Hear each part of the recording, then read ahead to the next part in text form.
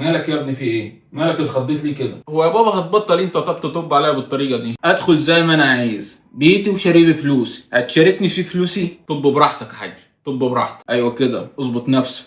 المهم دلوقتي الساعه 2، انا هخش انام ساعه، تمام؟ الساعه 3 تقومنا من النوم عشان نتصحى، عشان الفجر بيأذن الساعه 4. ماشي، يعني الساعه 3 اصحيكوا ولا اقول لك هظبط المنبه معاك لأحسن تنسى؟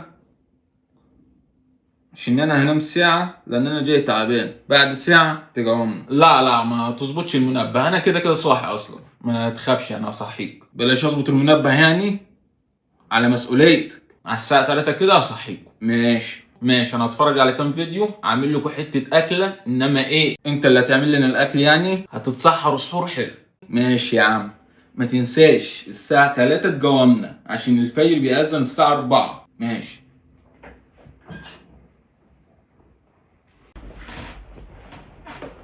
اهلا بيكم يا جماعه في حلقه جديده من اكل على الضيق. النهارده جايب لكم وصفه سحور عبقريه اسمها اكله حجريه. هنجيب 5 بيضات و6 زلطات، طبعا الزلط مليان في الشوارع، وعلبه زبادي وزبده سايحه عشان ما تسيحناش في المنطقه وتفضحنا قدام الناس. اول حاجه هنجيب البيض نسلقه عادي خالص، ولو استوى كويس يبقى احنا كده ماشيين صح، ولو ما استواش عادي برضه احنا مش مستعجلين على الصحه. بعد كده نحط عليهم الزلط، هيعملوا كده حاجه كده جميله، ما احنا برضه نفهم في الاكل برضه. وبعدها احط الزبده السايحه مش عشان الطعم، عشان بس نحافظ على سمعتنا بس، والاكله دي تملى المعده وتكفي النفس. جرب الوصفه وقول لي رايك، لو عشت بعدها اكتب لي في الكومنتات. ما تنساش تشترك في القناه عشان يوصلك كل جديد وكل وصفه اغرب من اللي قبلها. المره الجايه ممكن نعمل رز بمسامير ومعلومات جديده ملهاش اي لازمه. سلام.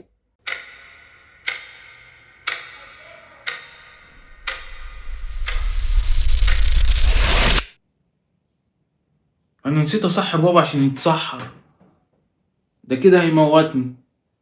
اعمل ايه طيب؟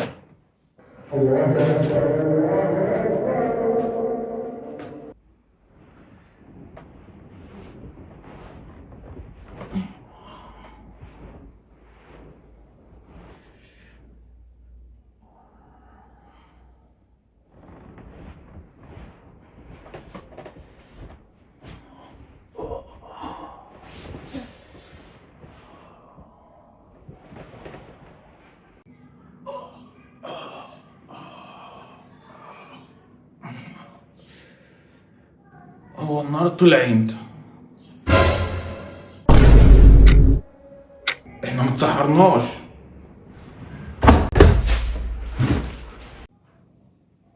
يومك اسود.